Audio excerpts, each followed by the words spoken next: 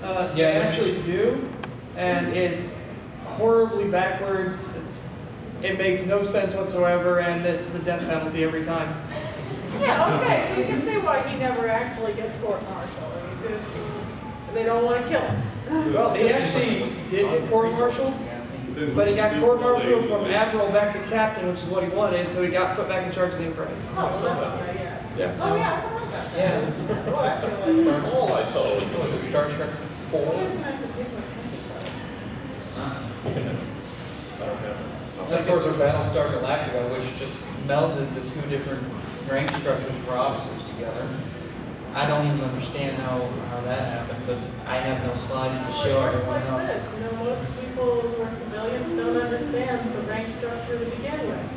First they go, it's private, corporal, sergeant, lieutenant, captain. There might be a general. Yeah, there's general. Maybe you become a general before you become a lieutenant. I don't know. It's one of the games when you always watch. Like, it's like you start out in the enlisted ranks, and at some point you become an officer. Like, we're just gonna skip the whole Quantico thing.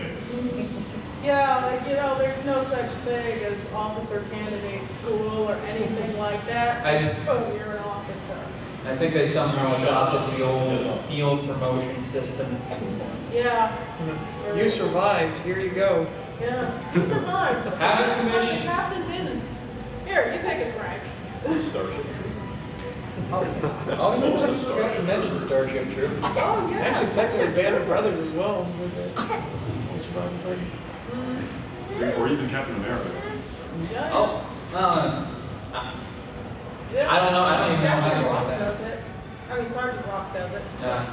Now I'm getting all screwed up because of all this. I've also recently. watched like started and finished completed the Clone Wars series and found that there's a lot of military elements in that and very much enjoyed it.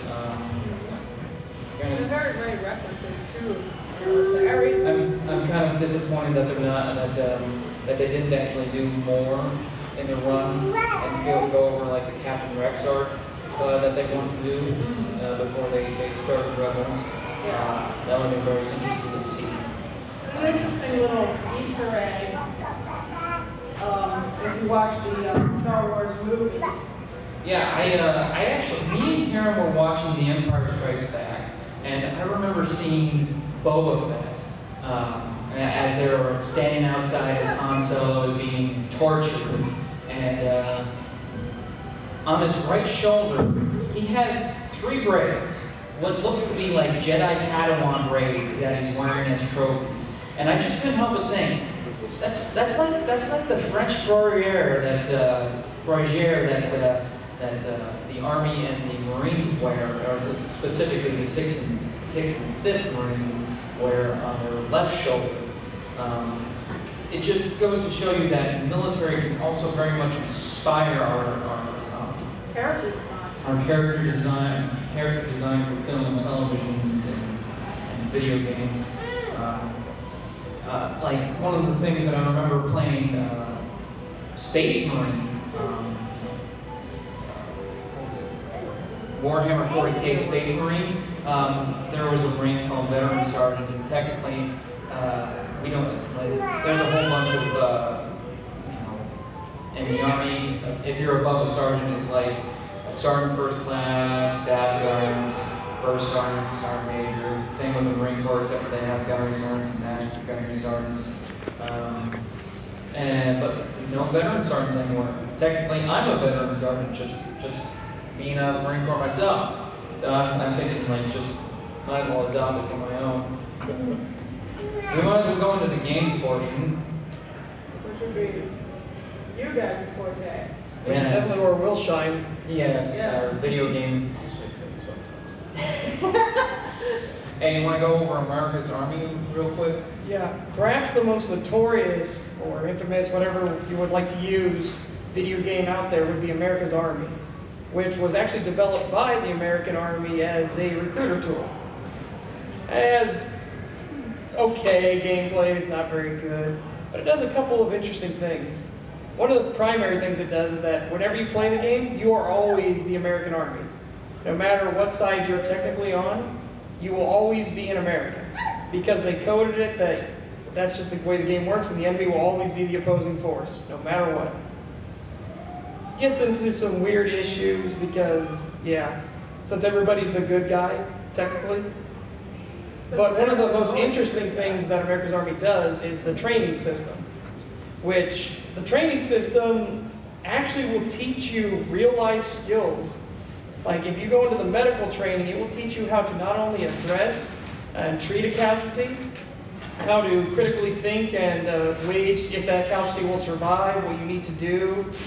But it actually helped me so much that when the Marine Corps started doing it, I actually managed to be one of the best in the platoon. So it was just such a weird system because in most games, your training is, can you walk forward? Can you press the space bar? Can you pull the trigger? This, they sat you down in the classroom. They had you look at diagrams and teach you things and take tests and notes. So it was one of the most honestly inspiring things because it actually tried to teach the player what the military was actually about rather than just trying to teach them to play a game. Hey, how much was the release price of America's Army?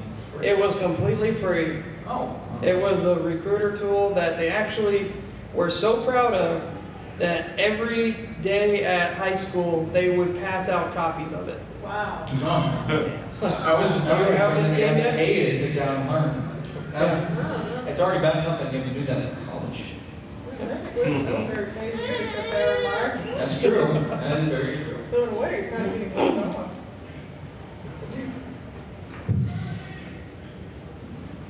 Know your roots? Oh yeah. We have always had the military in video games. It's too bad you guys can't see the slides because we have, what's that called? That's Contra, and that's tanks. Tanks. Yeah, Atari tanks. Really old little Atari game. I would laugh if I forgot what the third one was called because the name's right there. Yeah. Duke Nukem 3D. I don't know what game that is. What game was that from? Oh. Gauntlet?